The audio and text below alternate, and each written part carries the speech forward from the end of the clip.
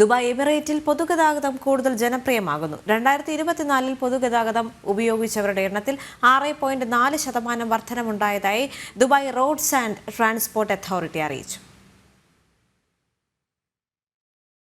ദുബായിൽ പൊതുഗതാഗതം കൂടുതൽ കാര്യക്ഷമമാകുന്നുവെന്ന് തെളിയിക്കുകയാണ് റോഡ്സ് ആൻഡ് ട്രാൻസ്പോർട്ട് അതോറിറ്റി പുറത്തുവിട്ട കണക്കുകൾ. 2023 അപേക്ഷിച്ച് കഴിഞ്ഞ വർഷം പൊതുഗതാഗതം ഉപയോഗിച്ചവരുടെ എണ്ണത്തിൽ 6.4% വർധനയാണ് ഉണ്ടായിരിക്കുന്നത്.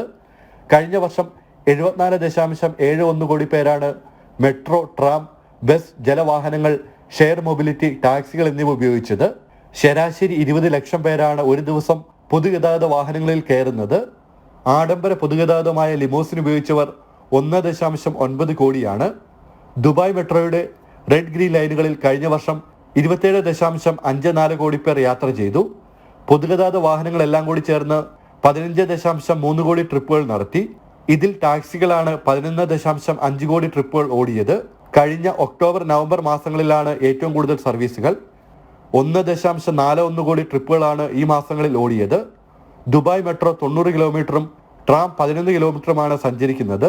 ബസ്സുകൾ ഇരുവശത്തേക്കുമായി സർവീസ് നടത്തുന്നത് 3974 കിലോമീറ്റർ ആണ്.